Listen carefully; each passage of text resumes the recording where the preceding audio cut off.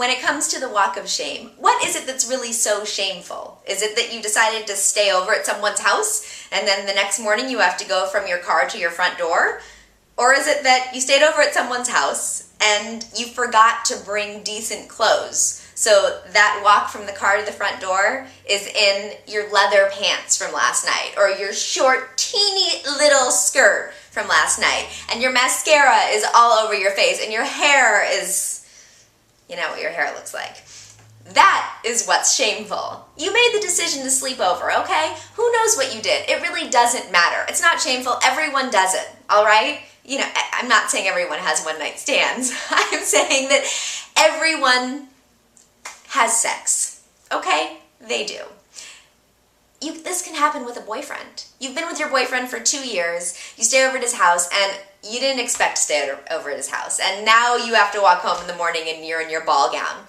So, chickadees, the way that you can turn the walk of shame into just a walk is by being prepared. And the way you prepare is by stuffing just a couple of essentials into your purse before you go out, just in case. Even if you don't know if you're going to meet someone, or even if you don't believe you're going to stay at your guy's house, have some stuff with you. If you're driving, even better, always have a little bag in your car filled with overnight and next morning essentials.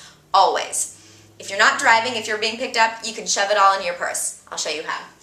So, here is one of my going out purses. Okay, it's not huge. It's a decent size. In this purse, I have all of my next morning necessities. So I can change out of my dress, I can take off my makeup, I can even brush my teeth. So, we have an outfit. This is an entire outfit, okay? I just rolled it with a hair thing. So I have a hair thing to sleep with, because I like to put my hair in a ponytail at night. And then you unroll this, and here is a top. It's a cute top. It's not like, you know, it's a normal looking top. I could walk out like this, and a pair of black shorts. Just normal.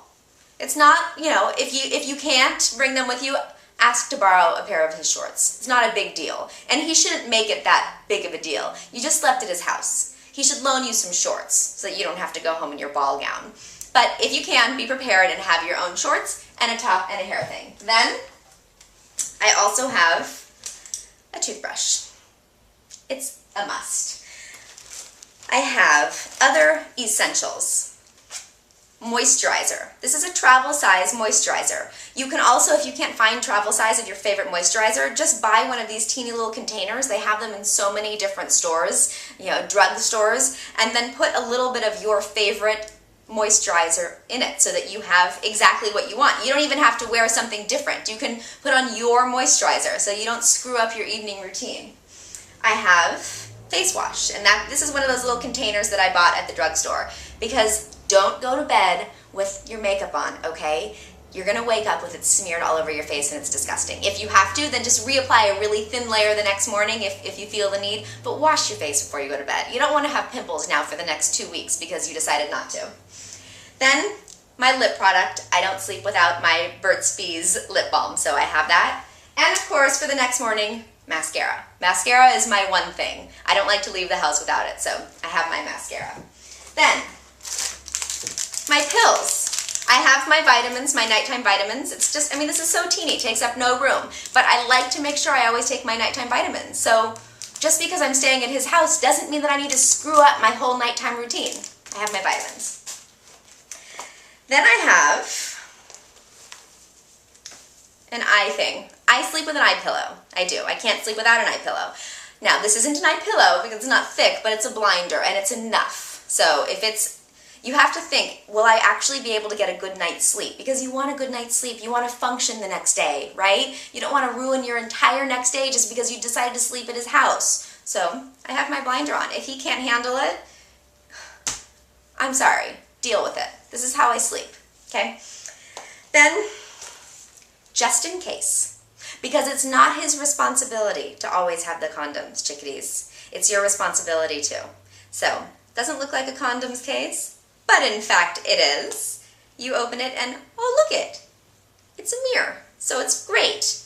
And then hidden in a little compartment, see this little secret compartment, condoms, so that you can take the onus off of him and you can be responsible for yourself and your own health. You should always have condoms. And if you don't want to just throw condoms in there, you can put it in the just in case. It's actually called just in case. Cute. And finally, because people say, well, what am I going to walk home in? Well, you can have flip-flops if you want, or roll-a-sole. These are shoes that roll up. They're so awesome. And they come in all different adorable styles. I love these.